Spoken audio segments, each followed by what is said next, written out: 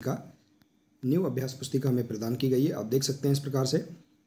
इसमें हम देखेंगे पाठ 3 मध्य प्रदेश की संगीत विरासत। देखिए इस अभ्यास पुस्तिका में कुछ पाठों को चेंज किया गया है और प्रश्नोत्तर भी चेंज किए गए हैं। आप देख सकते हैं इस अभ्यास पुस्तिका में नया बदलाव किया गया है। देखिए यदि आप इसी प्रकार से इसके आगे के अन्य सभी पाठों का संपूर्ण हल आप समझना चाहते हैं, इन्हें पूर्ण करना चाहते हैं, तो आप हमारे इस चैनल से जुड़े रहिए और इस चैनल को सब्सक्राइब अवश्य कर लें। साथ ही बेल आइकन को प्रेस जरूर कर लें ताकि आने वाले नए वीडियो सबसे पहले आप तक पहुंचते रहेंगे। तो आइए देखते हैं पाठ 3 मध्य प्रदेश की संगीत विरासत। इस पाठ के सभी प्रश्नों के आंसर हम कैसे अपनी हिंदी की पाठ्यपुस्तक से पूर्ण करेंगे। देखिए इसमें बहुविकल्पी प्रश्न दिए गए हैं। इसके बाद अति लघुत्तरी प्रश्न, लघुत्तरी प्रश्न और दीर्घोत्तरी प्रश्न दिए गए हैं। आइए इन प्रश्नों को हम पाठ्यपुस्तक से कैसे पूर्ण करेंगे। देखिए पहला प्रश्न है, लेखक ने किसे संजीवनी कहा है। तो देखिए इस प्रश्न का राइट आंसर आप देख सकते हैं।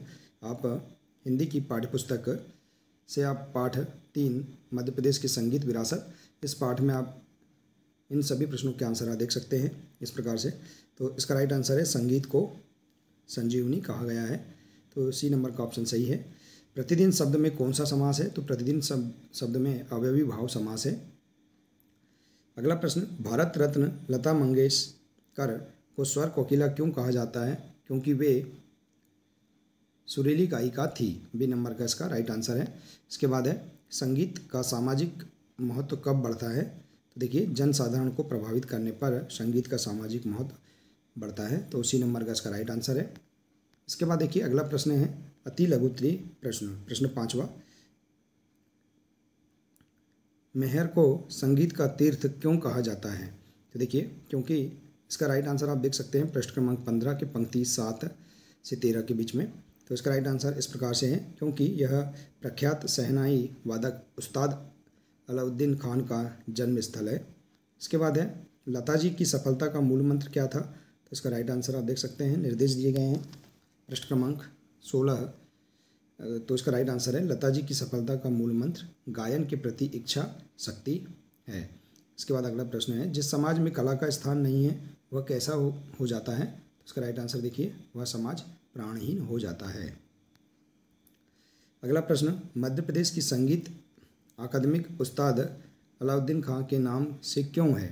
इसका राइट आंसर आप देख सकते हैं पृष्ठ क्रमांक 15 के अनुच्छेद 2 से। क्योंकि देखिए इसका आंसर है, क्योंकि उस्ताद अलाउद्दीन खान संगीत के क्षेत्र में प्रसिद्ध व्यक्ति हैं। तो देखिए इस प्रकार से अति लघुत्तरी जो प्रश्न हैं इनके आंसर आप एक वाक्य में इस प्रकार से उत्तर दे सकते हैं। इसके बाद है लघुत्तरी प्रश्न, प्रश्न 9, संगीत संजीवनी कैसे बनता है। देखिए इसका राइट आंसर पृष्ठ क्रमांक 14 से पंक्ति 6 से, साधना अर्चना और आराधना को जोड़ने पर संगीत संजीवनी बनता है। अगला प्रश्न है प्रश्न 10, लता जी को समूचे राष्ट्र की गायिका क्यों कहा जाता है। तो इसका आंसर आप देख सकते हैं पृष्ठ क्रमांक 16 से। इस प्रकार से आप लिख सकते हैं, क्योंकि लता जी ने हर धर्म और राग के गीतों को अपने मधुर वाणी से गाया है। इसके बाद है अगला प्रश्न, देश कब धन्य हो जाता है। तो राइट आंसर आप देख सकते हैं पृष्ठ क्रमांक 15 से, जिस देश में कुमार गंधर्व जैसा संगीतज्ञ पैदा हो जाता है तब देश धन्य हो जाता है। इसके बाद देखिए अगला प्रश्न है प्रश्न 12, समाज प्राणहीन कब हो जाता है। तो इसका राइट आंसर है, समाज प्राणहीन हो जाता है जब कला को समाज में स्थान नहीं मिलता है। इसके बाद देखिए दीर्घ उत्तरी प्रश्न है प्रश्न 13, संगीत की महिमा को अपने शब्दों में लिखिए। देखिए संपूर्ण पाठ की समझ के आधार पर आप इसका आंसर लिख सकते हैं। तो देखिए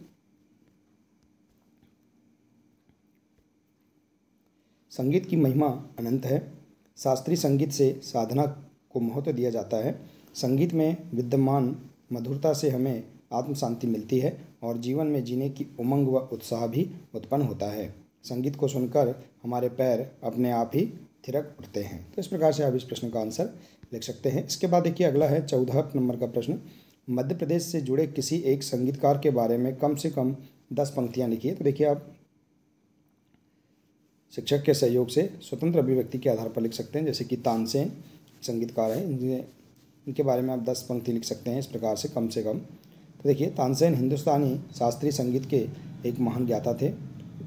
उन्हें सम्राट अकबर के नवरत्नों में भी गिना जाता है।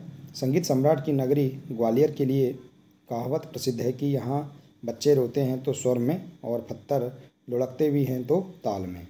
इसके बाद इस नगरी ने पुरातन काल से आज तक एक से बढ़कर एक संगीत प्रतिभाएं संसार को दी हैं और संगीतकार तानसेन सर्वोपरि हैं। तो इस प्रकार से आप यहाँ पर कम से कम 10 पंक्तियाँ आप किसी एक संगीतकार के बारे में लिख सकते हैं। देखिए इस प्रकार से। तो देखिए इस प्रकार से आप यहाँ पर पाठ 3 के सभी 14 प्रश्नों के आंसर आसानी से आप हिंदी की पाठ्य पुस्तकों से पूर्ण कर सकते हैं। तो देखिए आशा है कि आपको इस पाठ के अंतर्गत दिए गए सभी प्रश्नों के आंसर समझ में आ गए होंगे।